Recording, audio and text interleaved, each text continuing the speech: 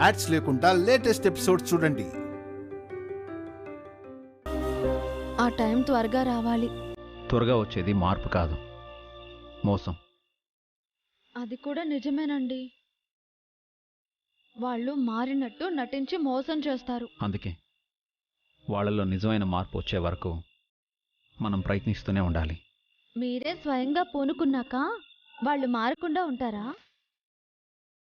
మీరు కూడా నాకు తోడయ్యారుగా, వాళ్ళు తప్పకుండా మారుతారు. అన్నట్టు పిల్లలు పడుకున్నారా? ఇప్పుడే నిద్రపుచ్చొస్తున్నానండి. వెళ్ళి మీరు నిద్రపోండి, ఇప్పటికే లేట్ అయింది. నాకు నిద్ర రావటం లేదండి. ఓ, కొత్త చోటానా? కాదు, నేను కూడా మీలాగే ఇలాగే ఆరు బయట నిద్రపోవాలనుంది. ఇలా చల్లగాలిలో మీతో కబుర్లు చెప్తూ ఉండిపోవాలనుంది. అలాగే చేయండి, ఎవరు కాదన్నారు? కానీ మరో మంచం లేదు కదా. ఈ మంచం ఉందిగా. మరి మీరెక్కడ పడుకుంటారు?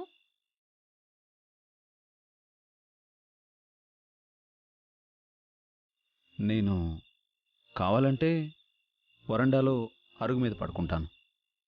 ఏం అక్కర్లేదు, నేను ఇంట్లో పడుకుంటాను. ఆశపడింది మీరే కదా, ఇక్కడే పడుకోండి. నాకంటే ముందు ఆరు బయట పడుకోవాలని మీరు ఆశపడ్డారు కదా. మీరు ఇంట్లో పడుకుంటే మీకు చంద్రుడు చుక్కలు కనిపించవు. అవి చూస్తూ నిద్రపోవాలని ఆశపడింది మీరు. మరి మీరేం చూస్తూ నిద్రపోతారు? నేను కాసేపు కబుర్లు చెప్పుకొని ఇంట్లోకి వెళ్తాను. చెప్పండి. ఏంటి కబుర్లు?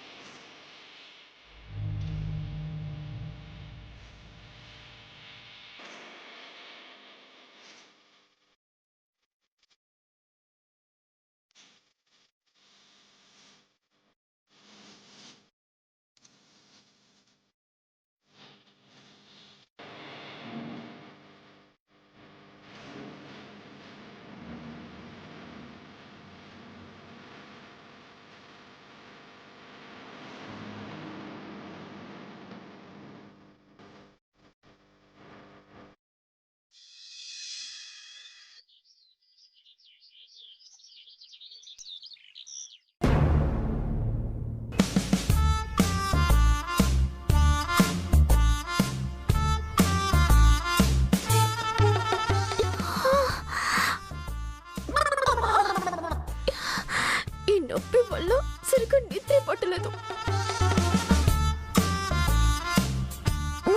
ఆకిలేవయ్యాడు. కాఫీ. ఇది హైదరాబాద్ హౌస్ కాదు కదా, విలేజ్. ఇక్కడ కాఫీ ఇచ్చే వాళ్ళు ఎవరుంటారు?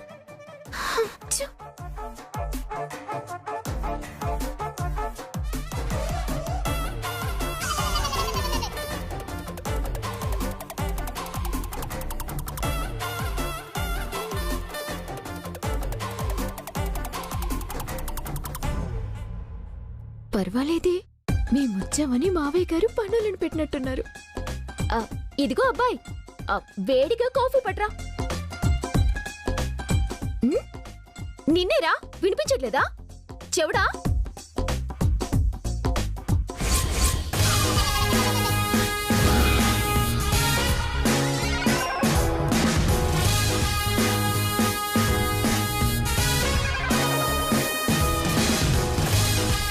ఉసే, హస్బెండ్ ని ఒరే గిరియానకే కళ్ళు పోతాయే. నువ్వా? ఏంటి గెటప్? పనుడి వేషమే. నువ్వు బూజు తెలుపడం ఏంటకి? నాన్న చెప్పాడు, ఆయన చెప్పింది చేయకపోతే పొలం అమ్మడానికి ఒప్పుకోడేమో అని చేస్తున్నాను. అన్ని పనులు మనకేనా? భాస్కర్ బావ, పావని అక్క ఏమయ్యారు? పొలం అమ్మడం వాళ్ళకు కూడా అవసరమే కదా. అయిందా అఖిల్? దులుపుతున్నానన్నా. ఏమ్మా హారిక, ఇప్పుడే లేచావా? సారీ మావయ్య, కొత్త ప్లేస్ కదా, రాత్రి సరిగా నిద్ర పట్టలేదు.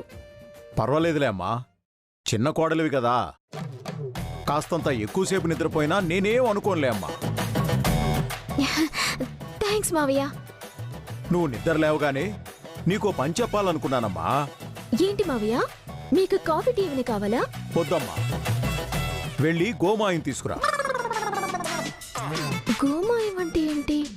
అదేమైనా ఫ్లవరా లేక రెండింట్లో ఏదో ఒకటి అయి ఉంటుందిలే.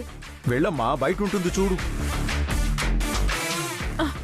అమ్మా, ఆంటీ, మీరేంటి బిందుతో వాటర్ తెస్తున్నారు? అమ్మా, ఏం చేయమంటావే? సిటీలో లాగా ఇక్కడ ఎక్కడ పడితే అక్కడ వాటర్ ట్యాప్లు ఉండవు. పెద్ద పెద్ద ఆండాలు, గంగాళాలుంటాయి. నొయ్యిలోంచి నీళ్లు తోడి వాటిని నింపాలి. నిద్ర లేచినప్పటి నుంచి ఆ పనే చేస్తున్నాను. అమ్మా, నీళ్లు తోడలేక, ఆ బిందెని మొయ్యలేక, ఆ గంగాళ నింపలేక నీరసం వస్తోంది. అమ్మా, మీరు నీళ్లు మోయడం ఏంటంటే మిగతా వాళ్ళందరూ ఏమయ్యారు? ఏమోనే, నేను నిద్ర లేవగానే ఎవ్వరూ కనిపించలేదు, మా అన్నయ్య తప్ప.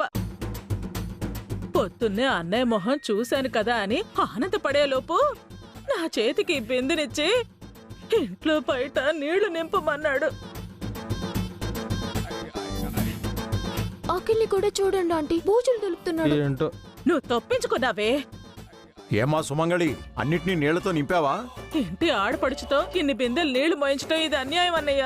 అప్పుడప్పుడు చుట్టపు చూపుగా వస్తే ఆడపడుచువమ్మా, ఎప్పుడూ ఇంట్లోనే ఉంటావుగా. కూతురుతో సమానం నువ్వు. కూతురు ఇంటి పనులు చేయొచ్చమ్మా. ఏంటమ్మా హారిక, అది తెమ్మన్నాను కదా. వెళ్తున్నాను మావయ్య. ఆ,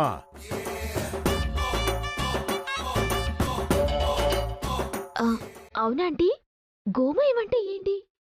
అదిగా అది.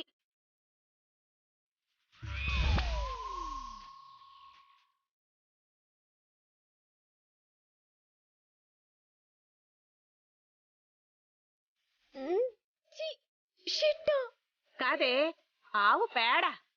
అయితే నన్ను అదెందుకు తీసుకురమ్మన్నారు? కల్లాపి చల్లడానికమ్మా. వెళ్ళు, వెళ్ళి ఈ తట్టతో గోమయం తీసుకురా.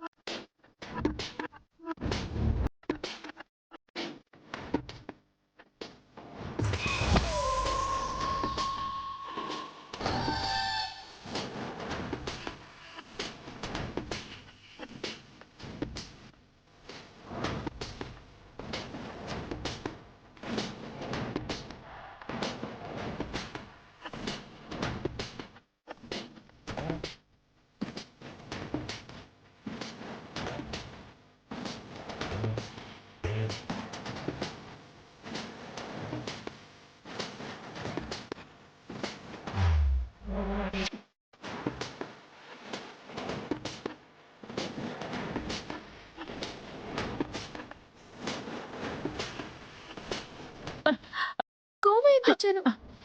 ఇప్పుడేం చేయాలి మావయ్య? ఈ గోమయాన్ని నీళ్లల్లో పలచగా కలిపి ఇంటి ముందు గ్యాప్ లేకుండా కల్లాపి చల్లాలమ్మా. ఆ తర్వాత ముగ్గేయాలి. అమ్,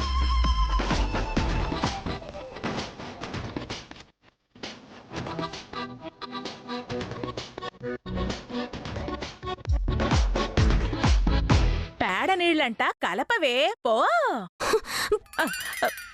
అఖిల్, హ? వెళ్ళు వెళ్ళు.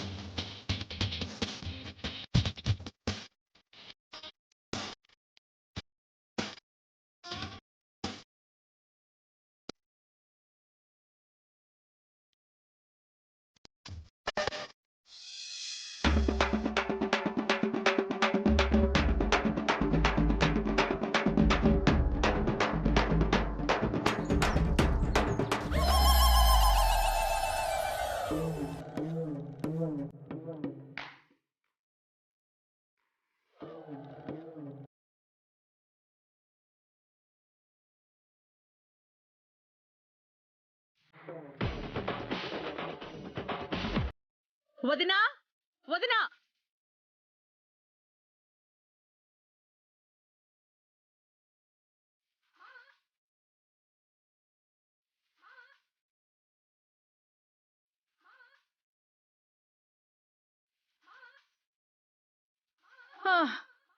ఎక్కడికి వెళ్ళిపోయారు వదినా? గుడికెళ్ళొస్తున్నాం.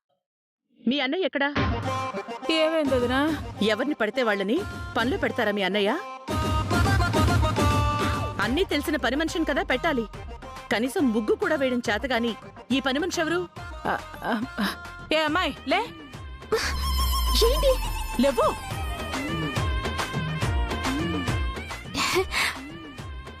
అయ్యో వదినా, తను పని మనిషి కాదు, మనింటి మనిషే.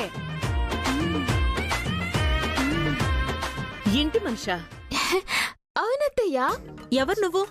మా అత్తయ్యని పట్టుకుని అత్తయ్య అంటున్నావు? ఈ మధ్య పని మనుషులకు కూడా వరుసలు పెట్టి పిలవడము ఫ్యాషన్ అయిపోయింది అత్తయ్య. తను హారికలా ఉందే. నేను హారికని బావగారు.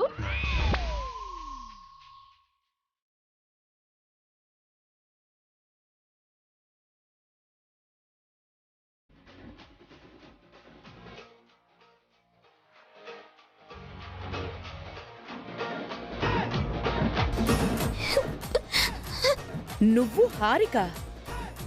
ఏంటి అవతారం? ఏం చెప్పమంటారు అత్తయ్య? పొద్దున్నే మావయ్య గారు ఆవు పేడ తెమ్మన్నారు, తెచ్చాను. కళ్ళాపి చల్లమన్నారు, చల్లాను. ముగ్గు వేయమన్నారు, అది నాకు రాదు, అందుకే ఇలా చేశాను.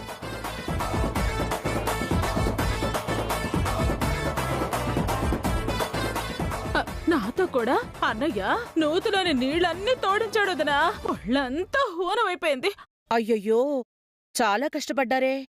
వాళ్ళేనా? నేను కూడా కష్టపడ్డానమ్మా. నాన్న నాతో ఇల్లంతా బూజు దులిపించాడు.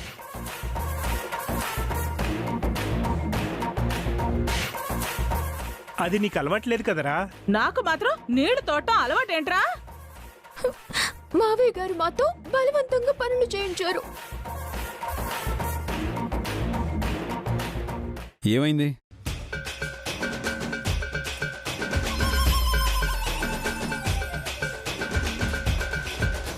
ఇంత దరిద్రంగా కళ్ళాపు చల్లింది ఎవరు? ఇంత చండాలంగా ముగ్గేసింది ఎవరండి? మీ మరదలు హారిక అండి. మీకు బుద్ధుందా వసు గారు? కొంచెం అయినా సైన్స్ ఉందా? కొంచెం అయినా బాధ్యత ఉందా?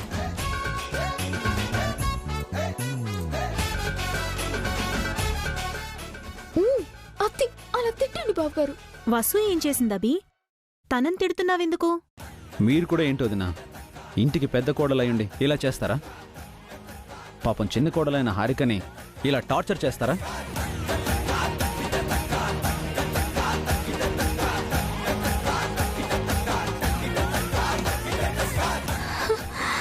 బావగారు నాకు సపోర్ట్ చేస్తున్నారు. హారిక సిటీలో పుట్టి పెరిగింది, చదువుకున్న అమ్మాయి. తనకి ఇలాంటి విలేజ్ పనులు ఏం తెలుస్తాయి? ఇలాంటి పనుల్లో తనకి ఎలాంటి ఎక్స్పీరియన్స్ లేదు. అలాంటి అమ్మాయిని మీరు ఎలా చూసుకోవాలి?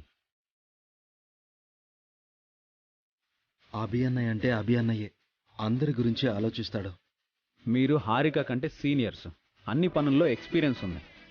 అలాంటి మీరు హారిక పట్ల ఎలా ఉండాలి? ఒక గైడ్లా, ఒక కోచ్లా, ఒక టీచర్లా ఉండాలి. కళ్ళాపు చల్లడం దగ్గర నుంచి ముగ్గులేయడం వరకు అన్నీ నేర్పించాలి. రేపటి నుంచి తనేగా ఈ పనులన్నీ చేయాలి.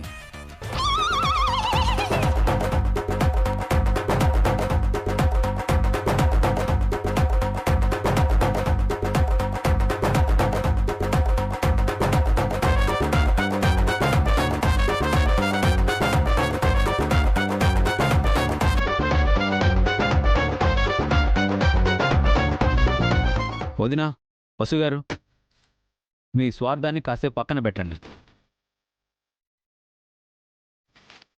మీరు మంచిగా పనులు చేస్తూ నాన్న దగ్గర మంచి మంచి మార్కులు కొట్టేస్తూ హారికకి బ్యాడ్ నేమ్ తీసుకురాకండి. హారిక కూడా మీతో ఈక్వల్గా నాన్న దగ్గర మంచి మార్కులు సంపాదించేలా చేయండి. మీ ముగ్గురు కోడళ్ళు ఒక్కటే అని ప్రూవ్ చేయండి. ఓకే?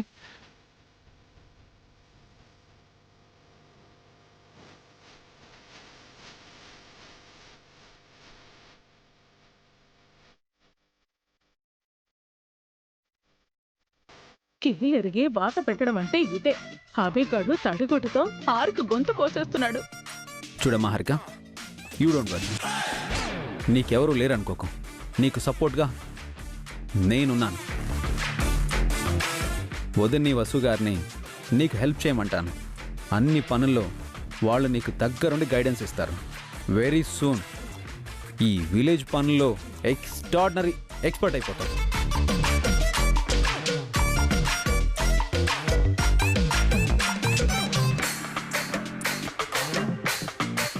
సరే సరే, ఇప్పుడు మీరు ఎవరి పనిలోకి వాళ్ళు వెళ్తారా? మేము వెళ్ళి టిఫిన్ ప్రిపేర్ చేస్తామండి. రాక్క. వసు గారు,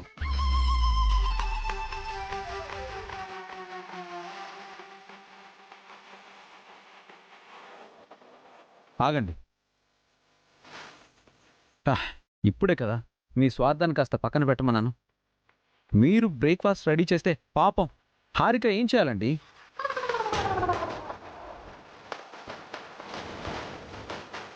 నాన్న మిమ్మల్ని మెచ్చుకొని హారికను తిట్టించాలనుకున్నారా? నేను ఒప్పుకోను. అమ్మా హారిక, ఆ బ్రేక్ఫాస్ట్ ఏదో నువ్వే చేసామ్మా.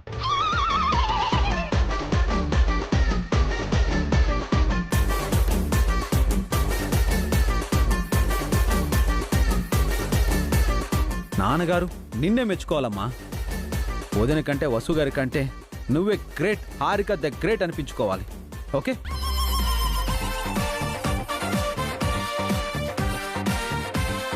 అమ్మా, మీరు కూడా మీ ముగ్గురు కోడల్ని ఈక్వల్గా చూడాలి. వదిన్ని వసు గారిని ఎక్కువ చేసి పాపం హారికను తక్కువ చేశారు, నేను హర్ట్ అవుతాను. అలాగే అభి. హారిక, వెళ్దామా?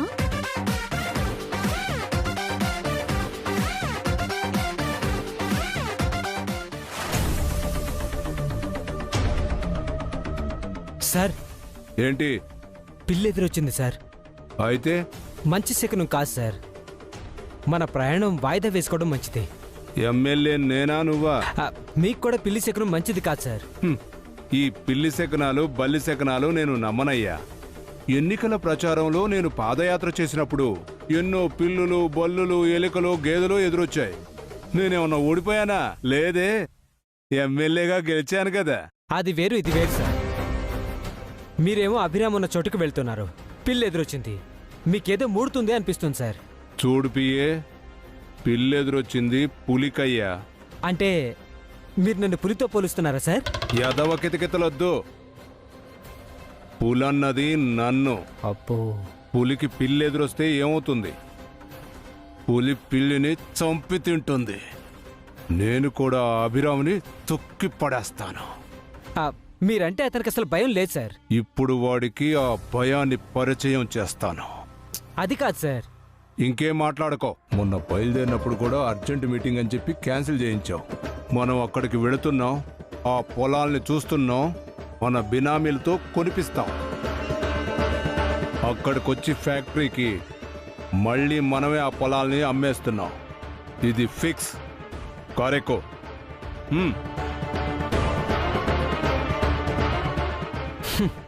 పులి లాంటి అభిరామ్ దగ్గరికి పిల్లి లాంటి ఈయన వెళ్తున్నారు. ఆ పులి నోట్లో ఈ పిల్లి పడటం ఖాయం.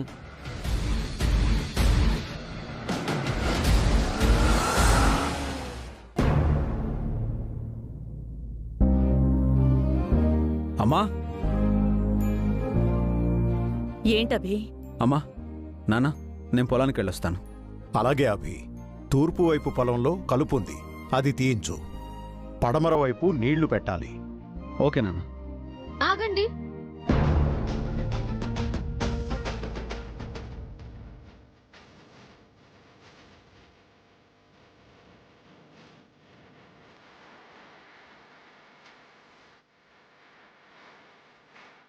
ఏంటి వసు గారు? ఇందాక మాకు చెప్పారు, ఇప్పుడు మీరు ఒక్కరే స్వార్థం చూసుకుంటున్నారా?